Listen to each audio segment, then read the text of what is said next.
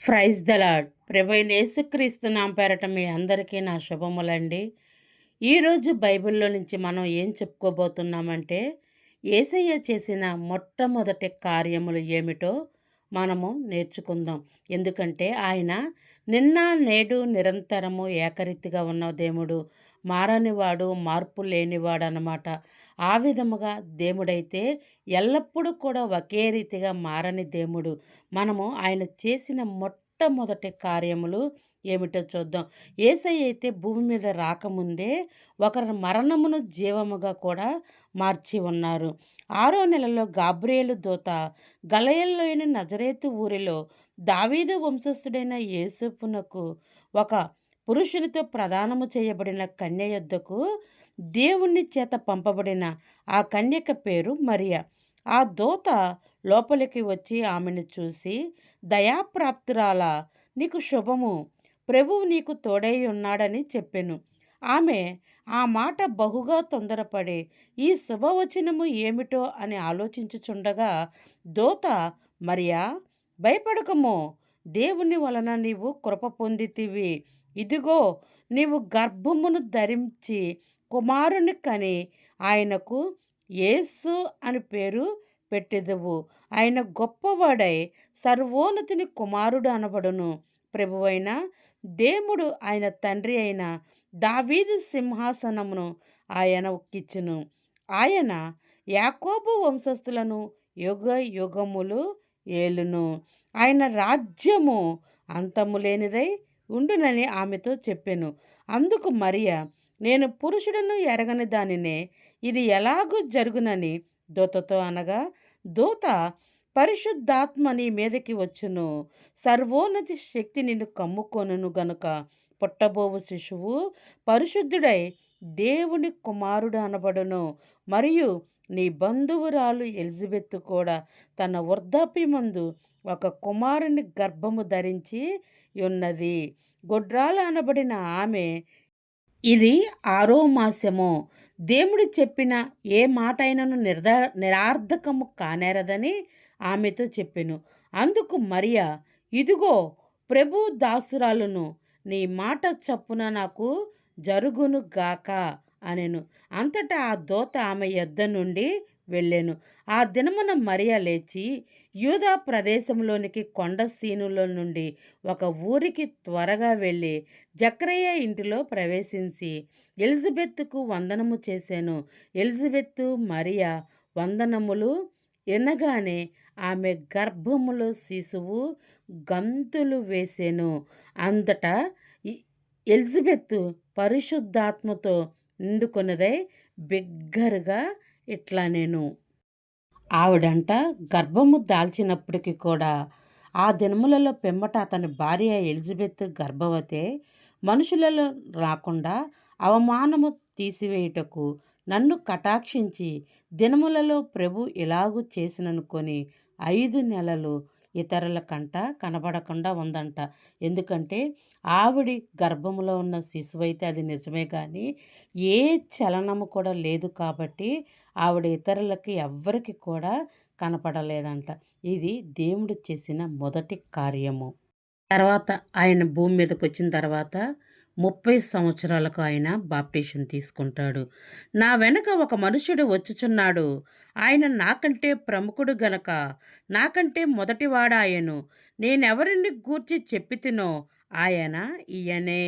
నేను ఆయనను ఎరిగనైతిని గాని ఆయన ఇజ్రాయేలు ప్రత్యక్షమగుటకు నేను నీళ్ళల్లో బాప్టిసం ఇచ్చుచూ వచ్చుతిని చెప్పెను. మరియు యోహాను సాక్ష్యమిచ్చి ఆత్మ పావురములే ఆకాశము నుండి దిగివచ్చుట చూచి తిని ఆ ఆత్మ ఆయన మీద నిలిచేను. నేను ఆయనను ఎరగనైతిని గాని నీళ్ళల్లో బాప్టిసం ఇచ్చుటకు నన్ను పంపిన వాడు నీవెవని మీద ఆత్మ దిగి నిలిచి చూచితివో ఆయనే పరిశుద్ధాత్మతో బాప్టిసం ఇచ్చువాడని నాతో చెప్పాను. ఈయనే దేవుని కుమారుడని నేను తెలుసుకొని సాక్ష్యమిచ్చుచున్నాను అని యోహానైతే అక్కడ ప్రతి ఒక్కరికి అక్కడ బాప్టిజం ఇచ్చినప్పుడు ప్రతి ఒక్కరికి కూడా చెప్తాడు. నేనైతే కేవలము నీళ్ళతోనే ఇస్తున్నాను.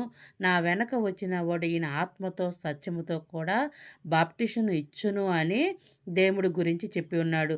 అప్పుడు ఆయన పరిశుద్ధాత్మతో నింపబడిన తర్వాత ఆయన 3.5 సంవత్సరములు పరిచర్య చేసి ఈ ప్రపంచం మొత్తానికి నిజమైన వాడు, అనువాడుగా ఆయనే రుజువుపరుచుకొని ఉన్నాడు. ఆయన నిన్న, నేడు, నిరంతరము మారనివాడు, మార్పు లేనివాడు. ఈ రోజున అనేక సంఘాల్లో 7 సంవత్సరములు శ్రమకాలం అని చెప్తున్నారు.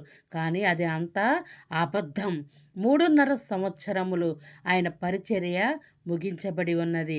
మరొక 3.5 సంవత్సరములు ఈ యొక్క భూమి మీద నుంచి వధువు వెళ్ళిపోయిన తర్వాత అప్పుడు యూదులకు ఏలియా, మోషే వచ్చి ఆ యొక్క సువార్తను ప్రకటన చేసినట్లు మన బైబిల్ గ్రంథం అయితే స్పష్టముగా చెప్తూ ఉంది. తర్వాత ఆయన పరిశుద్ధాత్మతో అతని పరిచర్య మొత్తము అతని శిష్యులను ఎన్నుకోవటము చూసి ఉన్నాము. ఇప్పుడు మరొక కార్యము, ఆయన చేసిన మొదటి కార్యము మనము చూద్దాము. 3వ దినమున గలయలలోని కానా అను ఊరిలో ఒక వివాహము జరిగెను. యేసు తల్లి అక్కడ ఉండెను. యేసు ఆయన శిష్యులు ఆ వివాహమునకు పిలువబడిరి. ద్రాక్షారసము అయిపోయినప్పుడు యేసు తల్లి వారిని ద్రాక్షారసము లేదని ఆయనతో చెప్పగా, యేసు ఆమెతో, అమ్మా, నాతో నీకేమి పని? నా సమయము ఇంకనూ రాలేదు అనెను.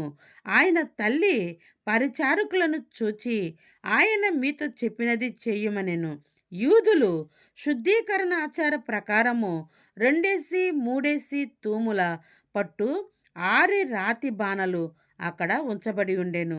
యేసు ఆ బాణలను నీళ్ళతో నింపుడని వారితో చెప్పగా, వారు వాటిని అంచు మట్టుకు నింపిరి.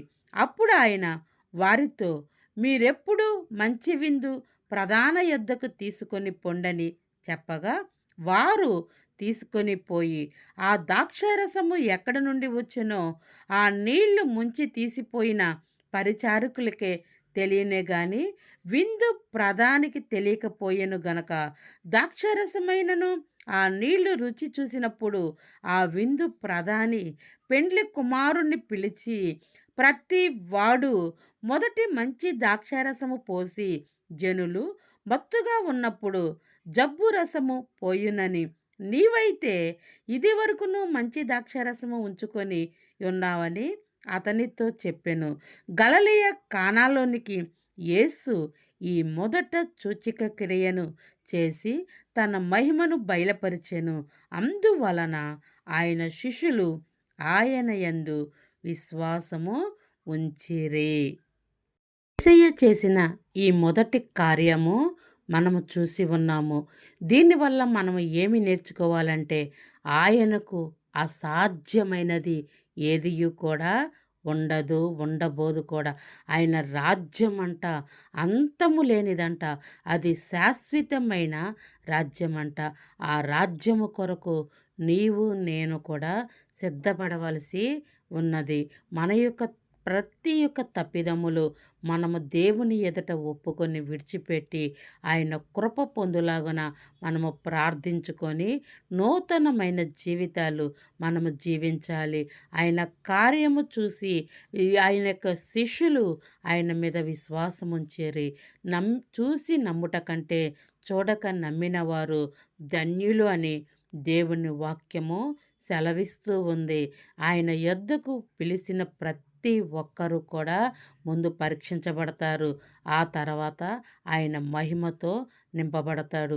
శోధనలు వచ్చినప్పటికీ కూడా అవి సహించగలిగిన శోధనలు మాత్రమే దేవుడు మనకి అనుమతినిస్తాడు. అంతేగాని మనము మొయ్యలేని భారం అంటూ ఏమీ కూడా మనకివ్వడు.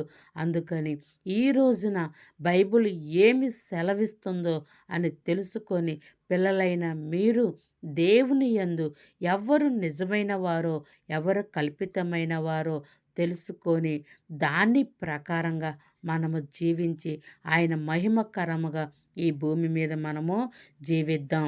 ఎందుకంటే ఆయన రాజ్యము శాశ్వతమైనదంట. ఇదైతే ఈ భూమి అయితే అది తాత్కాలికమైనదే. ఎన్ని దినములు మనం ఇక్కడ ఉంటామో మనకైతే తెలియదు. అందుకని దేవుని యందు వీరు ఏ విధముగా విశ్వాసముంచి ఉన్నారో మనము కూడా ఆ విధముగా విశ్వాసముంచి ఆయన చేసిన ఈ కార్యాలపైన ఈ బైబిల్‌లో ప్రతీది కూడా నీ కొరకు, నా కొరకు వాటిని భద్రము చేసి ఉన్నాడు. ఆయన వాక్యమైన దేవుడు. వాక్యమై మన మధ్యన సజీవంగా ఉన్న దేవుడు. ఈ యొక్క మాటలు మీకు అర్థమయ్యాయని నేను భావిస్తూ ఉన్నాను. God bless you.